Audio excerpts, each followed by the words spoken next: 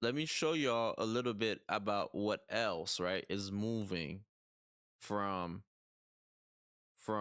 California to Arizona, right?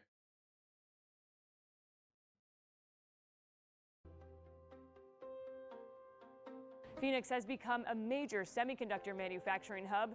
It all started with Intel. Intel started here in the 1970s and then grew with its first fab at the Chandler Boulevard campus in the 1980s. And then in the early 1990s, they purchased their Ocotillo campus. So at all said and done, Intel's made about a $30 billion capital investment in the metropolitan Phoenix area. They currently employ about 12,000 people. In 2020, Intel completed a new 1.3 million square foot fab at its Ocotillo campus in Chandler and has plans to invest another $20 billion, building 2 more fabs at the site. $20 billion, right? In addition to what they already have there. And as historically, we all know that California, Silicon Valley used to be the hub for all the bigger tech companies, Google, Facebook, everybody had their offices in Silicon Valley. But it's happened that California's policies, California, the people don't even want to live there anymore. The people that was running these companies, especially during COVID, right? They all moved to Texas. They went working from home. So these companies are like, hey, let's move to friendlier states that are cost friendly. And a lot of people are moving to Texas and Arizona. So we're going to have the workforce. A lot of people that work at these companies in California are moving to Arizona, Texas, Florida, Hawaii. They are moving away from California to these places. So they will have the workforce.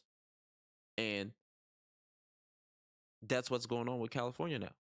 So good for Arizona. It is a beautiful place. They are going to get a lot more people. They are getting a lot of people moving.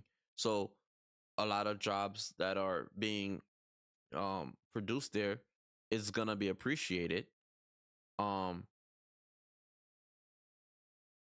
And it sucks for California. Right.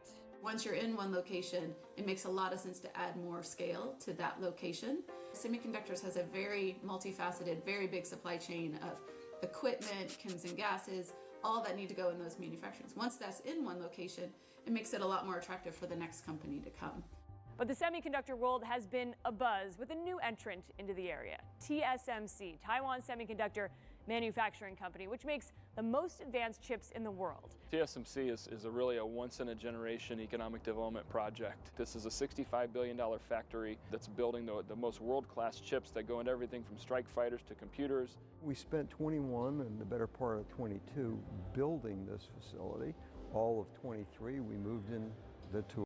See, that's usually in normal circumstances, these companies will go to California. But where are they at now? Where are they going? They're mostly going to Texas and Arizona. And in 24, we began engineering pilot runs. TSMC initially held discussions with the city of Phoenix back in 2016 when it was looking to expand more of its chip manufacturing beyond Taiwan. In order to secure the bid, the Greater Phoenix Economic Council spent 3 years conceptualizing a science and technology park that met the needs of TSMC and its partners. In Taiwan, they're in the middle of science and tech parks. They really believe in having their suppliers and their vendors and their engineering companies and other like-minded companies where they can walk across the street, where they can go grab a cup of coffee. The city was ultimately selected for TSMC's first advanced chip fabrication plant in the U.S. The site, set on a sprawling 1,000-plus acres in northern Phoenix, includes a recently completed fab manufacturing 4-nanometer chips with 2 additional fabs under construction that will make more advanced 2-nanometer chips and beyond. When their original look at Phoenix, it was a $12 billion capital investment and has now moved into a $65 billion capital investment. I led the site selection team around the U.S., and one of the things that Phoenix did better than any other location, it has a 100-year plan for water. And one of the reasons that we selected Phoenix is it's got redundant power. Our power companies have a 99.9%. Does that ring a bell, guys? Phoenix got water. Who's having water problems? California's having a whole bunch of water problems. And no plan on fixing it. Matter of fact, as we learned earlier this week, the governor had a plan on his table and did not sign it because who knows? They had a plan to bring water from the northern area down to the valley, down to all the areas that are needing water, that are dry a lot of the year, when there's no rain. He didn't sign it. So as you can see here, the gentleman that was in charge of selecting the site for these companies to go to say, hey, Arizona has a very good plan, 100+ years plan for water and energy. And their tax is a lot lower. Cost of living is, they probably spent a fraction of the price they're going to spend in California to build this facility. They got space. They got water. The city has a plan. And it's all affordable. So it's a no-brainer to go to Texas, to go to Arizona.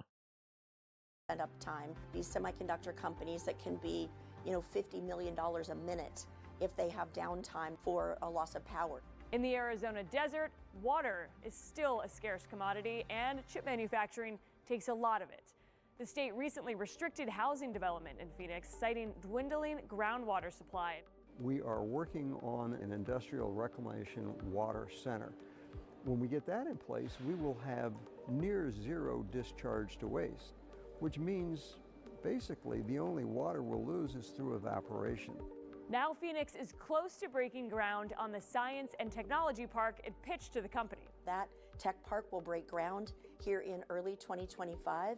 At ultimate build-out, we expect about 62,000 jobs surrounding TSMC and including TSMC. They're basically duplicating the science park concept that was pioneered in Taiwan. And what that does is it solves lots of problems for our smaller suppliers because they don't have to buy land, they don't have to put the infrastructure in place. They can actually rent space and just plug in, and they can be here with us. Arizona now is definitely going to be known as one of the places to get leading edge semiconductors in the United States. So there you go.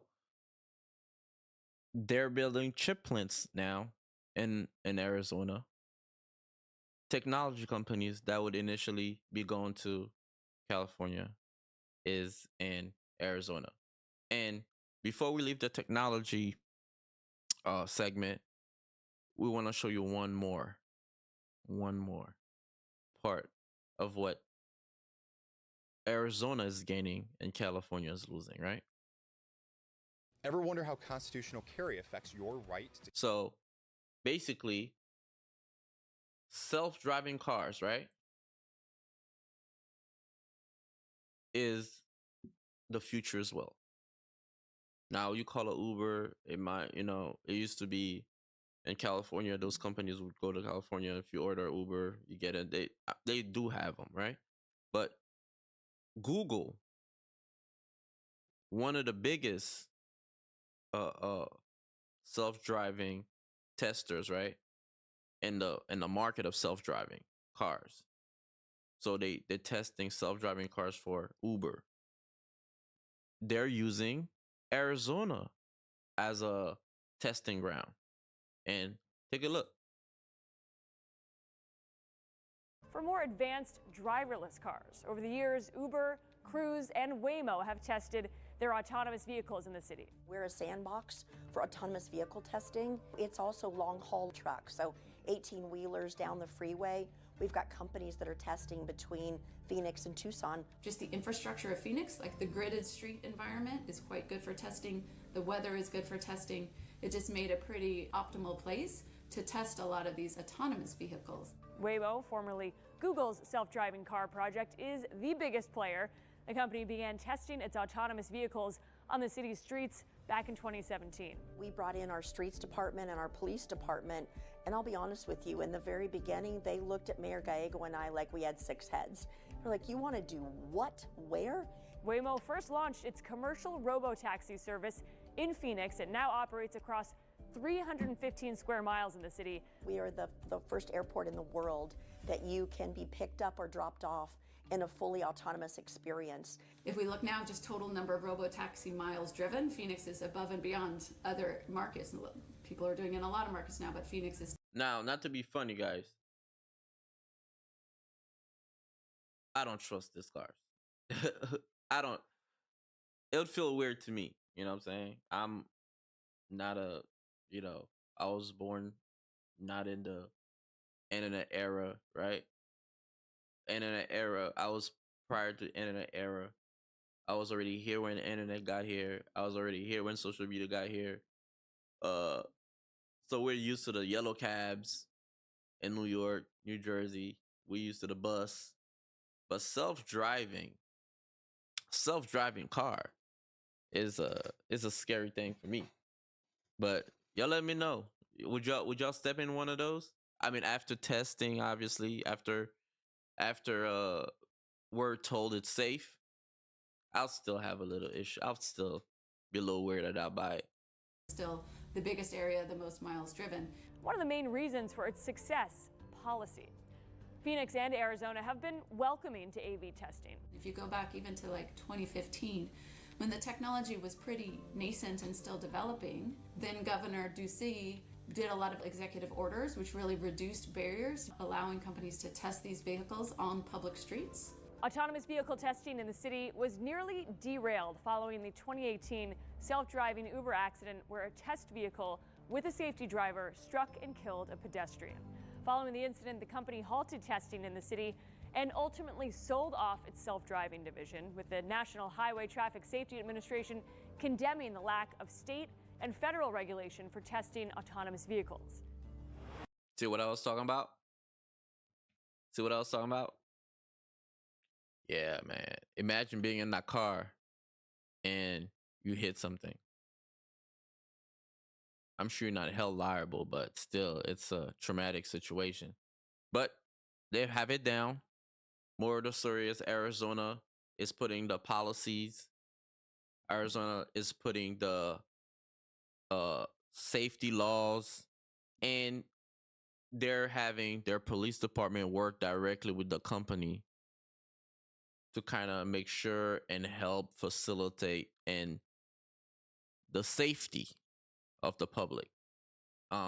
Shout out to Arizona, and obviously shout out to Texas. Great, very good places. If you want to move now, because clearly prices will be going up, and then it's gonna start getting expensive to live in those areas. We'll keep an eye on these stories developing, and we'll update you obviously when things with more technology news and technology innovations, companies that are doing great things in the technology department.